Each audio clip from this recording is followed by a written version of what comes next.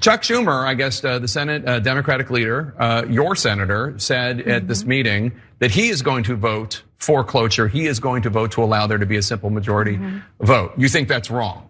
I believe that's a tremendous mistake.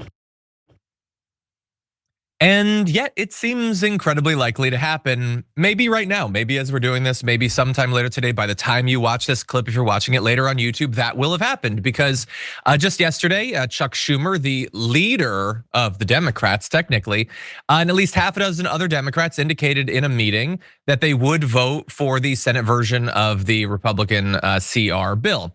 And so unless something unexpected happens, that's gonna be enough votes for the cloture to be broken, and it will actually pass. Now, why is that a bad thing? Not just to let it happen, but for the Democrats to make happen. AOC expands on her reasons here. Why? I think, well, first and foremost, the American people, if anyone has held a town hall or has seen what has been happening in town halls, American people, whether they are Republicans, independents, Democrats, are up in arms about Elon Musk and the actual gutting of federal agencies across the board.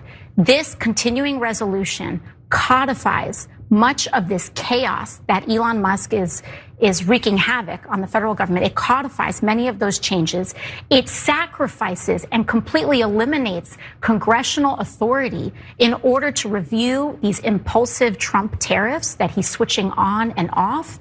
And on top of that, for folks who are concerned about effectiveness in government, this Republican extreme spending bill removes all of the guardrails and all of the accountability measures to ensure that money is being spent in the way that Congress has directed for it to be spent. This turns the federal government into a slush fund for Donald Trump and Elon Musk. It sacrifices congressional authority, and it is deeply partisan. And so to me, it is almost unthinkable why Senate Democrats would vote to hand the few pieces of leverage that we have away for free when we've been sent here to protect Social Security, protect Medicaid, and protect Medicare. I think all of those are great reasons. I would maybe add a little bit to that last bit, and I think she's sort of implying this, particularly when it's not like they're doing anything else to show the American people that they're willing to fight back. When you've basically just laid there, not even wiggled a little bit, and now all of a sudden you're like, yeah, we'll help you do the CR, more spending for mass deportation, more to the military and everything, more cuts and all that. Not only are we gonna let that happen, but we wanna be part of that actually. We wanna have our name on that. All that's absolutely terrible. And that's the reason effectively that she's so angry, and many are, as we'll say. Schumer has explained it as necessary because a shutdown would be bad, which is true, but it was also true like 2 days ago when he said, we've got the votes to stop this thing. Weird behind the scenes character change there. But he also says that once the shutdown starts, there's nothing that we could do to end it. Just Trump he could do whatever he wants. But you're letting him do whatever he wants. So I don't even understand that argument that's being made by Schumer. And it's not just AOC that's mad. By the way, Mr. YF pointed out, and I checked it, AOC is like, this is a terrible idea. Nancy Pelosi put out a statement saying, listen to the women, this is a bad call. So when you've got AOC and Pelosi against you, you might be going in the wrong direction. But you also have some anonymous messages coming out of the Democratic caucus in the House saying things like complete and utter meltdown on all text chains. A senior House Democrat said people are furious and that some rank and file members have floated the idea of angrily marching onto the Senate floor in protest, which I'm going to predict they will not do, but might be a good idea. Maybe we'll debate, Brett. But and others are now, as a result of this, talking about primaries against those Democrats that vote for this bill, which is obviously gonna be like your Fetterman, but something like a half dozen of them.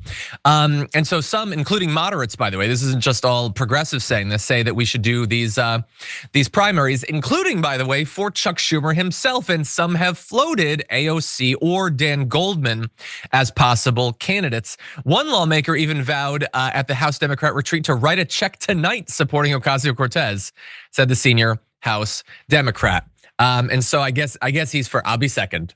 If she declares, I'll write a check, I'll endorse. I guess I'm pre-endorsing. Consider yourself pre-endorsed, AOC.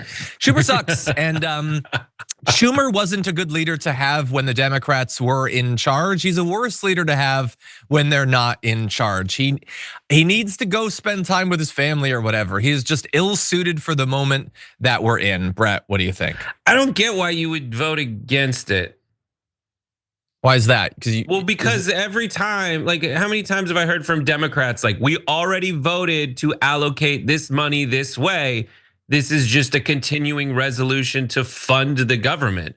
All you're doing is shutting, like they say it all the time. And Republicans, whenever there's a Democrat as the president, suddenly we're shutting down the government. And when there's a Republican as president, that issue just disappears. It's wildly inconsistent with their previous behavior.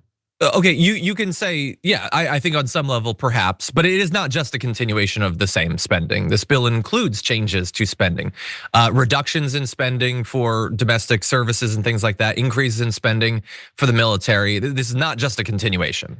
But when it comes to government shutdown, like the prevailing narrative is, this is just like, we'll do what Republicans do. We'll act like them, and I get it, but like when they do it, it doesn't help them either. It only hurts whoever is responsible for shutting down the government. And I know that AOC put out a thing saying that more people would assume that Republicans and Trump are responsible for shutting down the government, but that would evaporate as soon as Democrats were there going like that. Like the way that Chuck Schumer and Nancy Pelosi's eyes lit up when Trump once said, I'm going to shut the government down, because they knew that was suicide.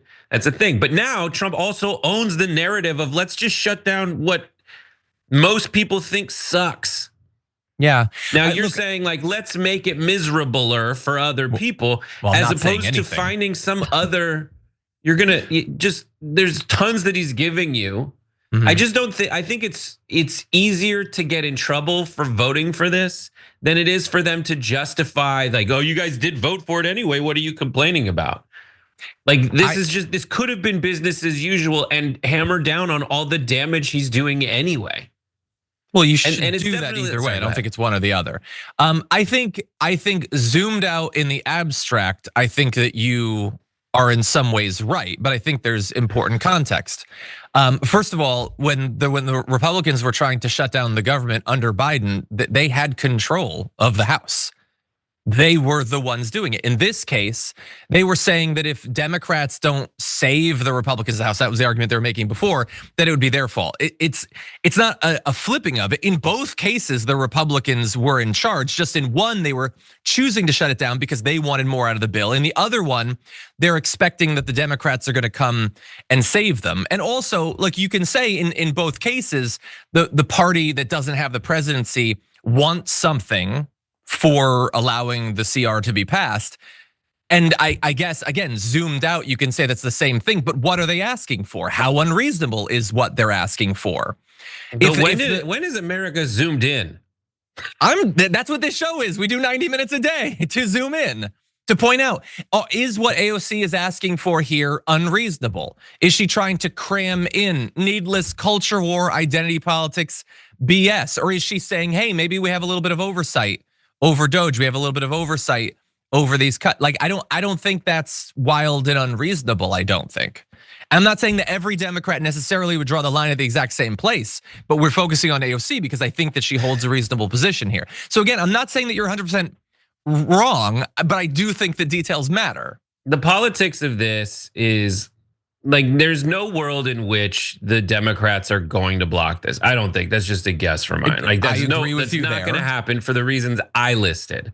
So the remainder of the political calculus is just about positioning parts of the Democratic Party to the American public. And AOC, I think, is calculating, and she's doing what she can do when she can do it, that she wants to come off as the stronger, I'm doing something Democrat than Schumer, so that she can pursue a Senate seat that will go to Goldman if the Democrats have any power in this say over the situation. But then again, she did unseat Crowley, who was the number 3 or 4 ranking Democrat in the House of Representatives when she went toe to toe with an establishment figure. Granted, at the time they probably didn't think that she was that much of a threat anyway, and they got a little blindsided, and they won't make the same mistake twice.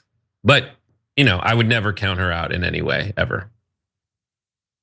And I also think that Schumer I agree with sucks. most of the points. I think Pelosi sucks. Like this is not me saying these guys freaking rock and we should go party with Chuck Schumer because it's the most depressing party ever. A lot of spinal fusion and Frankenstein dancing. It looks like the Monster Mash, but no, you made it sound fun again, unfortunately for you. But yeah. And again, look, ultimately, the point you made that they're not going to block it. Well, no, it doesn't look like they're going to block it. They didn't have the capacity to in the House. That was going to come down to the Republicans, and only one Republican actually, Massey, was the only one who voted against it. But the thing for me is like Schumer. You saw it. I know you were in Japan. Like 2 days ago, he was like, "No, we're going to block this thing. We have the votes to block this." Like if you're going to flip on that, I would just like to maybe behind the scenes, it's those other Democrats that are like, "No, close. My last election was close. I gotta do this." I don't know. I'm just saying the new messaging that he has put out since his previous grandstanding that led Charlie Kirk to be like, "You just owned the shutdown." It doesn't actually justify or explain, I think, adequately the change that he's made.